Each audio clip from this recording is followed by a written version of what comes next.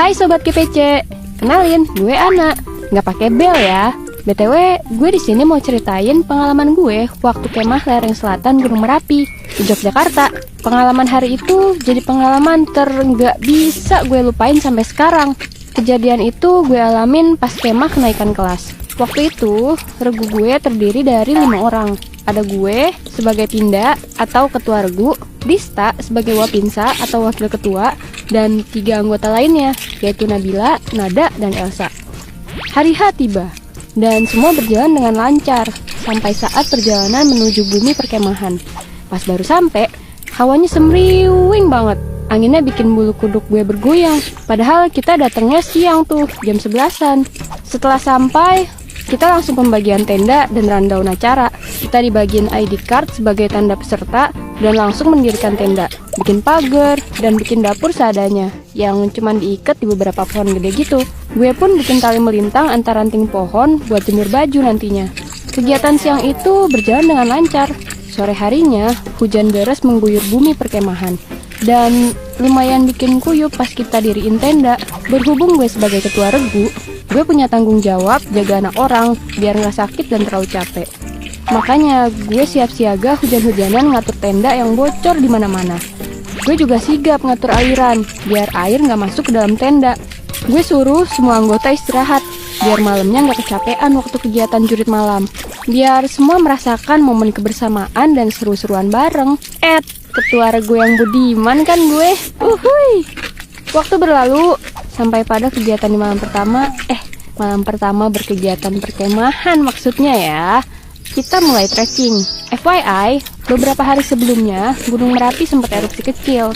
Bau belerangnya yang menyengat masih tercium dan lahar panas terlihat memancar dari puncaknya. Jalur trekking kita ngelewatin bekas lahar dingin erupsi tahun 2010. Asli cuy, gelap dan rusak parah jalanannya. Awal perjalanan, kita disuguhi pemandangan gunung yang terlihat memancarkan lahar panas dan susul hawa dingin. Semua anggota pakai jaket, kecuali gue yang ngeyel merasa kebal sama dingin. Perjalanan menuju pos 3 mulai terasa aneh. Jadi, ada temen gue yang bisa lihat hal-hal begituan. Tiba-tiba dia nangis karena ngelihat sosok di dekat kandang kambing. Ya kita mikir dong, cuma perasaan lo aja kali. Dan kita lanjutin perjalanan tuh. Tiba di pos 3, ada 2 kakak dewan ambalan. Kita dikasih tahu kalau tiap pos akan ada job desk beserta tugasnya. Juga barang bawaan kita dicek. Kayak senter yang dibatasi cuma boleh bawa 2 per regu.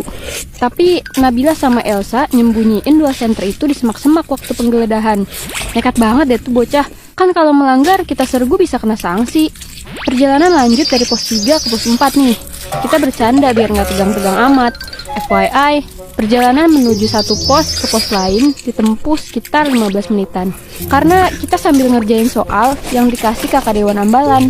Jadi sering berhenti dulu deh di jalan buat mikir dan nulis. Suasana makin mencekam ketika kita sampai di pos 4. Kakak dewan ambalan ngasih wejangan. Selalu hitung anggota kalian. Kalau ganjil, cari sampai ketemu. Tapi kalau lebih, hitung kakinya. Siapa tahu ada yang ikut rombongan kalian. Ngerti? Berhitung, mulai. Terus kita berhitung di situ. 1, 2, 3, 4, 5. Lapor. Regu 4 terdiri dari 5 orang. Lengkap dan tidak ada yang izin. Terima kasih. Anjoy. Anak pramuka banget cuy. Kita lanjut ke pos 5.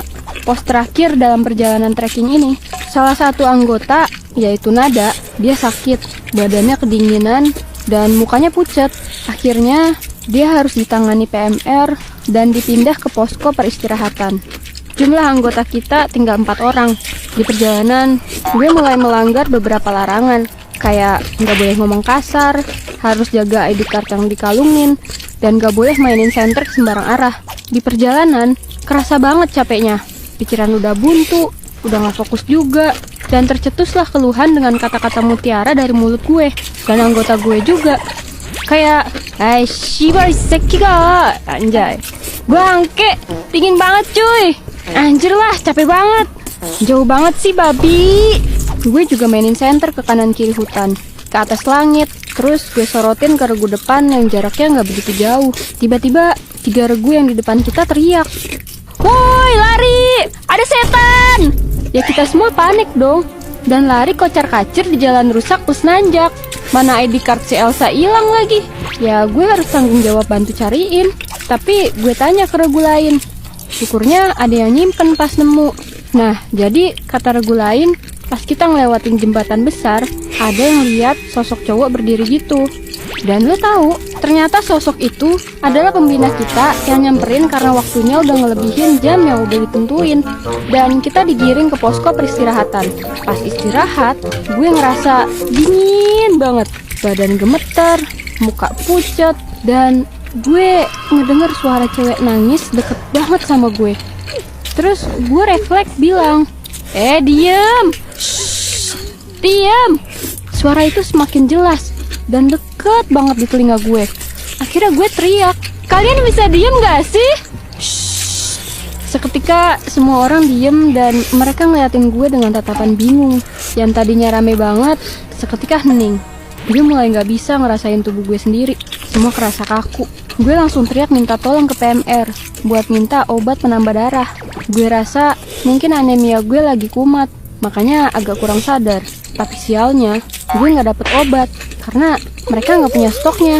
Dalam keadaan setengah sadar itu, gue ngeliat ada sosok gadis cantik berbaju putih berdiri di barisan kita. Dan pada saat itu, gue kehilangan kendali dan gak sadarkan diri. Kata temen gue sih, gue jatuhin badan ke tanah dan tiba-tiba gue kejang dengan mata melotot.